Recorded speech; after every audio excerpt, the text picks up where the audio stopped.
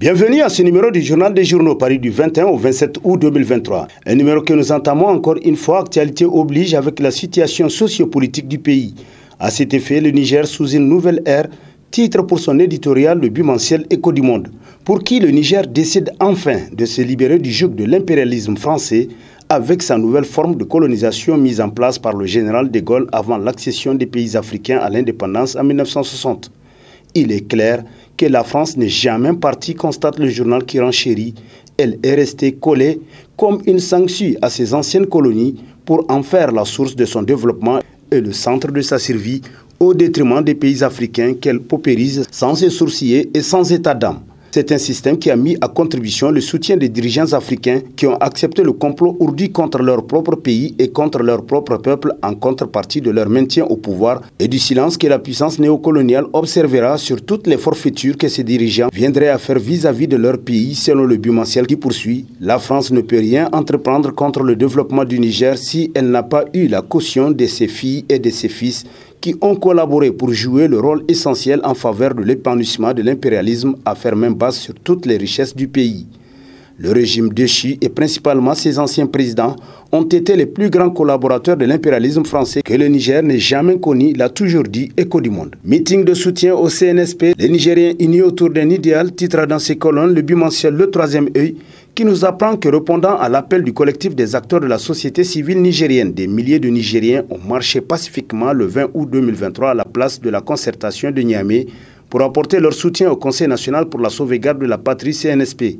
À Niamey, tout comme dans les autres grandes villes du pays, la mobilisation était exceptionnelle. Preuve du soutien indéfectible des populations nigériennes aux nouvelles autorités du pays, nous apprend davantage le journal qui poursuit. C'est cette harmonie longtemps recherchée et aujourd'hui retrouvée entre notre peuple et ses dirigeants qui vaut à notre pays la levée de bouclier de tous les impérialistes qui croyaient comme acquis les avantages à eux indûment attribués. L'autre CIPO, la CEDEAO, cette coquille vidée de toute dignité, est ainsi utilisée comme bras armé des intérêts impérialistes contre le peuple souverain du Niger avec des sanctions jamais égalées, les unes plus illégales que les autres, criminelles et cyniques en dehors de tout texte légal. Quelle ignominie, s'exclame le Troisième Œil. Niger, c'est ensemble, unis et plus forts que nous vaincrons, s'exclame le quotidien privé Mouria, la voix du Niger, d'après qui aucune guerre de l'extérieur ne peut et ne doit être imposée à un pays uni avec son peuple. Le Niger a déjà compris cette réalité difficile pour beaucoup de pays.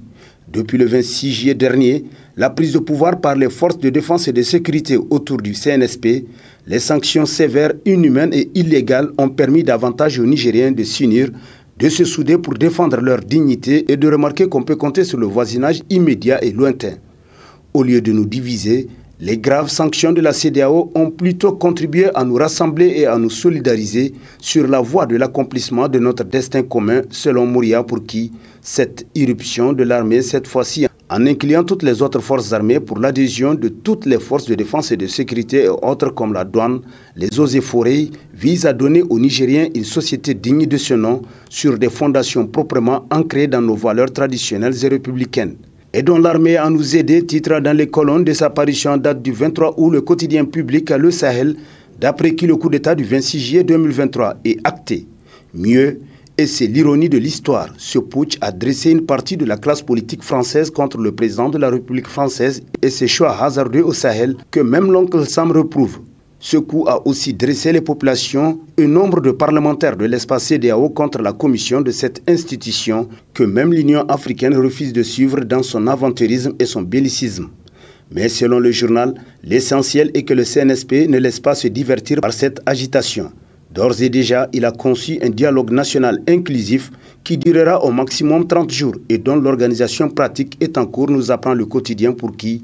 Cependant, ce dialogue est trop important pour qu'on y convie la cohorte des beaux parleurs, des matuvus et d'autres farfelus qui ne pensent pas Niger mais perdium ou honneur. D'autant que le Niger a souffert de la propension de certains de ses fils à proposer aujourd'hui des mesures qui se retournent contre eux demain. Ce dialogue doit s'en tenir à son objet et non se transformer en champ de bataille clos. Plus ces conclusions seront pertinentes et réalisables, plus la transition sera bénéfique au pays et posera les jalons de la refondation de la République proposée par le général Tchani. Le Niger est en effet à la croisée des chemins. S'il réussit la transition, le Niger pourra et devra sur sa lancée dérouler son propre agenda au plan économique, diplomatiques, sécuritaires et autres, et dont donc le général Tchani et ses frères d'armes, ainsi que le gouvernement de Ali Lamine Zen, à nous guider vers cet avenir radieux, conclut le Sahel. Interview incendiaire au journal italien La Repubblica, les contes fantastiques de Hassoumi Massaoudou, titre dans sa rubrique Plein cadre, le quotidien privé L'Enquêteur dans sa parution en date du 24 août. Ainsi, selon le journal, la description de Massaoudou du Niger comme un pays en plein développement avant le coup d'État laisse dubitatif. Est-ce vraiment le cas? Se demande le quotidien pour qui? Si oui, pourquoi un groupe de militaires aurait-il décidé de renverser ce gouvernement prospère? Massaoudou peint une image noire du CNSP, les qualifiant de bande de voyous et de gangs. Il semble oublier qu'un coup d'État ne surgit pas dans un vide, mais est souvent le résultat d'années de frustration accumulées, de politiques gouvernementales défaillantes qui sont les symptômes de 12 années de règne de la Renaissance. La représentation unidimensionnelle de la situation par Massaoudou est donc simpliste et réductrice, constate le quotidien d'après qui le contexte de la prise de pouvoir ne peut être réduit à une ambition personnelle du général Tchani. Il est nécessaire de comprendre les racines profondes de cette situation sans tomber dans la facilité. La manière dont Massaoudou aborde la menace terroriste ressemble plus à une vieille tactique de manipulation rhétorique pour gagner la sympathie internationale qu'à une véritable préoccupation d'après le journal qui poursuit. Si la situation sécuritaire au Niger est préoccupante, c'est aussi à cause de la gestion antérieure du pays par le gouvernement de Bazoum. Accuser la junte de l'expansion du terrorisme sans reconnaître les échecs antérieurs est non seulement malhonnête, mais aussi dangereux. Sa vision n'est guidée que par ses intérêts personnels et politiques, plutôt que par une évaluation objective de la situation qui prévaut au Niger, selon l'enquêteur qui conclut. Pour avancer, notre pays a besoin d'une analyse honnête de la réalité, loin des manipulations rhétoriques. Interview d'Issoufou Mahamadou à Jeune Afrique, encore de la com à l'endroit des Occidentaux. Titre dans sa rubrique Actualité, l'hebdomadaire satirique La Hache, qui nous apprend qu'il a réagi par rapport à quelques informations qui circulaient à propos de son implication dans la prise de contrôle du pouvoir par le général de brigade Abdourahmane Tchani. Il a choisi, comme à son habitude, un média extérieur pour s'exprimer. Il avait toujours privilégié la communication extérieure au détriment de celle intérieure, car il se souciait plus de l'image qu'il renvoyait aux Occidentaux qu'à l'image qu'il donnait de lui aux Nigériens, constate le journal pour qui l'allusion de Jeune Afrique sur le maintien imposé par Issoufou Mahamadou du général de brigade Abdourahmane Tchani comme chef de la garde présidentielle à Bazoum Mohamed le fait sortir de ce gong. Faux, je n'ai jamais demandé cela, encore moins imposé, pour la bonne raison que je me suis toujours interdit d'intervenir en faveur ou en défaveur de qui que ce soit, dixit l'ancien président de la République, tel que rapporté par le satirique pour qui vraiment, Issoufou a perdu le nord car le seul exemple de son fils nommé ministre de pétrole par Bazoum suffit à faire la preuve des interventionnismes dans les affaires de l'État. Abba Issoufou ne pouvait jamais accéder à des fonctions ministérielles n'ayant aucun état de service s'il n'était pas le fils d'Issoufou Mahamadou. Ce dernier contrôlait tout du régime de Bazoum Mohamed et veillait à mettre en place les pions pouvant lui permettre la continuation de ses affaires. Les Nigériens ont dû bien rigoler en entendant sa réponse selon La Hache qui conclut « La majorité des Nigériens pensent qu'il y a une main divine derrière ce déclin du régime dynastique des Roses ». Conseils régionaux municipaux de la nécessité de dissoudre les organes de collectivités territoriales, titre dans ses colonnes l'hebdomadaire Le Courrier, pour qui la logique commande leur dissolution, qui est en principe une conséquence immédiate de la dissolution des autres institutions dont l'Assemblée nationale. Les conseils régionaux et locaux étant à l'image de l'Assemblée nationale comme des assemblées régionales et locales. D'ailleurs, c'est une pratique consacrée par toutes les transitions militaires que le pays a connues jusqu'ici, constate le journal qui renchérit. En lieu et place de ces conseils, ce sont des administrateurs délégués qui sont nommés.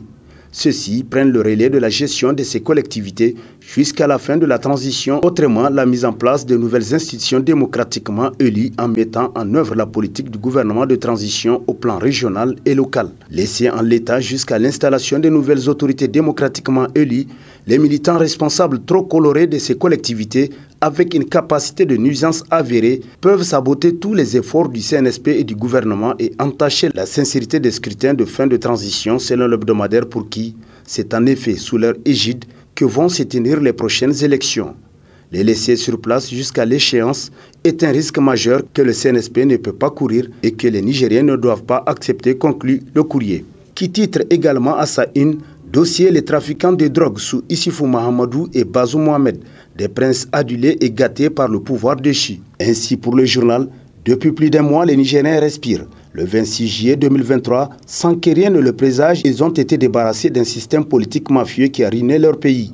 Un système politique mafieux où bandits de grands chemins, délinquants à col blanc, terroristes et trafiquants de drogue se sont donné la main sur le Niger. Les dignitaires du régime déchu tenaient le haut du pavé, mais ils ne constituaient qu'un vaste écran de fumée qui gardait hors de vue les acteurs de terrain que sont les barons de la drogue au Sahel, nous apprend le journal qui constate que ces seigneurs qui financent, selon Bazoum Mohamed, le terrorisme et l'insécurité, mais qui étaient traités à Niamey comme des véritables princes. Les relais locaux des barons de la drogue, des commis haut placés dans les arcanes du pouvoir déchu et de l'État, avaient fait du Niger le hub de ce trafic de drogue international.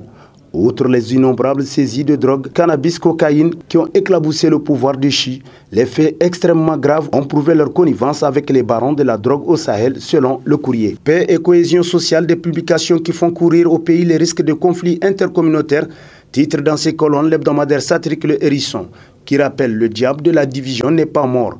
Il dort profondément et malheur à qui va le réveiller. C'est pourtant cet exercice périlleux pour la cohésion sociale et l'unité nationale que semblent jouer certains de nos compatriotes par leurs publications sur la situation sécuritaire de notre pays. Quand des hordes de terroristes s'attaquent à nos forces de défense et de sécurité, ils surfent sur les bilans, surtout quand ils sont en défaveur des nôtres, constate Le Hérisson, d'après qui, pour eux, l'objectif visé est de décrédibiliser le Conseil national pour la sauvegarde de la patrie CNSP aux yeux des Nigériens.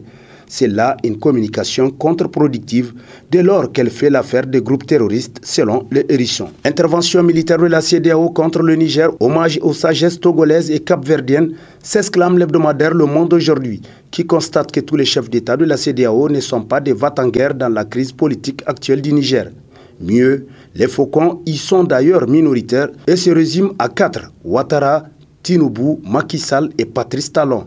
Les 7 restants sur les 11 États membres, puisque le Niger, le Mali, le Burkina Faso et la Guinée en sont suspendus, et la Mauritanie s'y étant retirée au profit de la Ligue arabe, en sont donc les colombes. Mais plus particulièrement, 2 de ces États colombes se sont distingués dans l'approche de la crise politique nigérienne. Il s'agit du Togo de Faure Gnassingbé et de Cap-Vert de José Maria Neves. Le premier pour avoir suggéré de donner une chance à la diplomatie en initiant la dernière mission de la CEDEAO qui s'était rendue à Niamey le 18 août dernier pour rencontrer les autorités du CNSP et le président du Chi Mohamed Bazoum. Le second avait carrément refusé de se rendre à la réunion de chefs d'état-major tenue à Accra du 17 au 18 août dernier. C'est une décision courageuse de la part de cet État qui est pourtant le plus démocratique de toute la sous-région ouest-africaine, bien plus que le Sénégal de Macky Sall, tenté par un 3e mandat et spécialisé dans l'embastement d'opposants, hier Karim Wade, aujourd'hui Ousmane Sanko. Malgré cela, le Cap-Vert prône la solution diplomatique dans le cas nigérien. Belle leçon de sagesse de la part de ces 2 États donnée à leurs homologues de la CEDEAO, conclut Le Monde aujourd'hui. Et sur ce prend fin le présent numéro de la revue de presse. Prochain rendez-vous, plaise à Dieu dans une semaine avec toujours la même passion de vous servir. Et gardez à l'esprit que l'on ne connaît ses vrais amis que dans les moments difficiles. Bonne lecture et au revoir.